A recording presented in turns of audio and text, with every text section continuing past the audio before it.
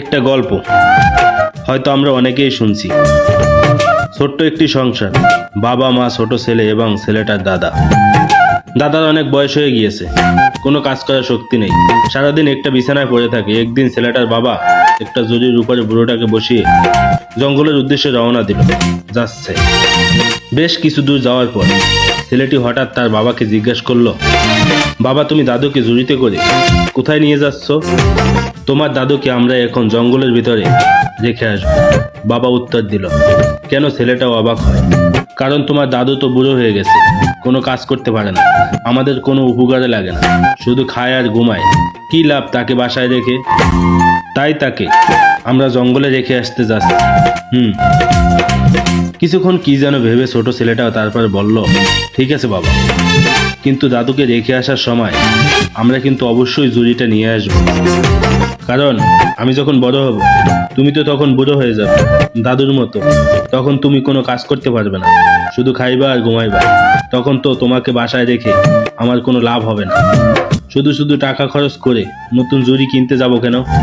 এই জুড়িতে কইরেই না হয় তোমাকে জঙ্গলে রেখে যাব। ছেলের কথায় চমকে উঠল বাবা। হঠাৎ করে নিজের ভুল বুঝতে পারলো সে যখন ছোট ছিল তখন কোনো কিছু করার ক্ষমতা ছিল না। তখন তার বাবা মাই তাকে যত্ন করে বড় করছে। আজ তার বাবা বুড়ো হয়ে যেন শিশু হয়ে গেছে। ছোট্টবেলা যেমন তার বাবা তাকে বুকের মধ্যে আগলে রাখছিল, এখন তেমনি তার দায়িত্ব হলো তার বাবাকে আগলে রাখা। এই সময় তার বাবার প্রতি তার সেবা, হয়তো কিছুটা হলেও তার বাবার প্রতি ঋণ শোধ করা হবে। আমার জীবনের গল্পটার একমাত্র সাক্ষী আমি। শুধুমাত্র আমিই জানি কতটা কষ্টকর মুহূর্ত নিয়ে কাটাইতেছি জীবন আমি। সে হয়তো আমাকে ভুলে গেছে, কারণ একটা মানুষ এত সময় রাগ করে থাকতে পারে না।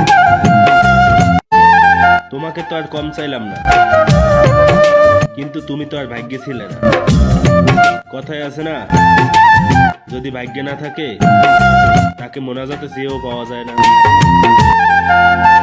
কারো কারো জীবনে সিগারেটের মতো প্রেম আসে, শুকটান দিয়ে শুরু হয় আর ছাই দিয়ে শেষ হয়। যদি দোষ না করি মাপ কেন চাইবো?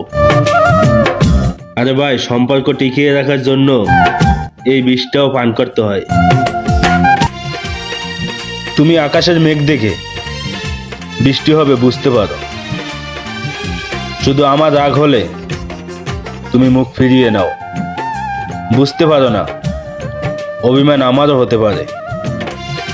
যাকে আমি আমার ভাবতাম ওইটা তুমি ছিলা, আর তুমি অন্য কারো উপর ফিদা ছিলা।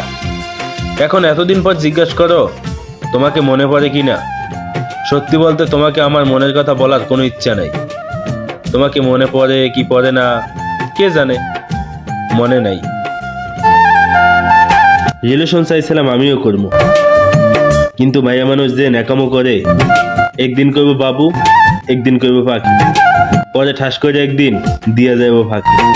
আর এইগুলো আমি আগে থেকেই জানি, এই কারণে মায়া মানুষ থেকে দূরে থাকি। আমি যেমন ছেড়ে যাওয়ার মানুষ নয়, আবার একবার ছেড়ে গেলে ফিরে আসারও মানুষ নয়। অতএব তুমি যদি পৃথিবীর সর্বশেষ নারী হয়েও থাকো, তবুও আমি একা জীবন পার করে দিতে রাজি। জীবনে দুঃখ কষ্ট থাকবেই, এইটা নিয়ে ভাইবো না। বদলে যাওয়া মানুষ ফিরে আসলেও আগের মতো আর পাইবা না। স্বপ্ন দেখা ভালো, তবে বাস্তব করাটা খুবই কঠিন। এই প্রেম, ভালোবাসা, বন্ধুত্ব এগুলো গল্পতেই মানায়, বাস্তবে খুব কঠিন।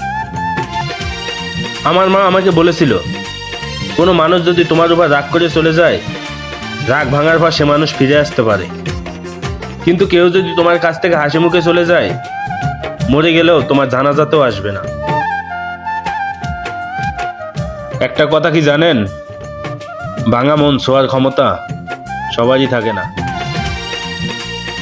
সময়ের সাথে সাথে সবকিছুই বদলে যায়। আগে আমি সবকিছুতেই জিদ করতাম, আর এখন ধৈর্য ধরি। আমার ভাই সোজা হিসাব, মনে রাখবা তো মনে থাকবা, নয়তো স্মৃতিশক্তি আমারও দুর্বল। মানুষ ভুলতে সময় লাগে না। জীবনে আমি ওই মানুষটাকে কখনোই ভুলতে পারবো না, যাকে আমি অনেকটা ভালোবাসাও তার মন পাইলাম না। প্রয়োজনে মৃত্যু চলে আসুক, তবুও যে কপালে নাই তার জন্য মায়া না আসুক। শখের মানুষগুলোই বুঝিয়ে দেয় জীবনে শখ রাখতে নেই।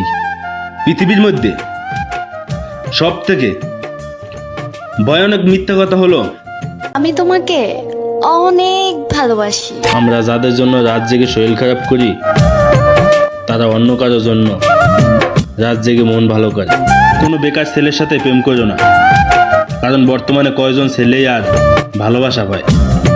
সরকারি চাকরিওয়ালা ছেলের সাথে প্রেম করলে নিজের মায়ের সাথে শুয়ে থাইকাও ফোনে কথা বলা যায়।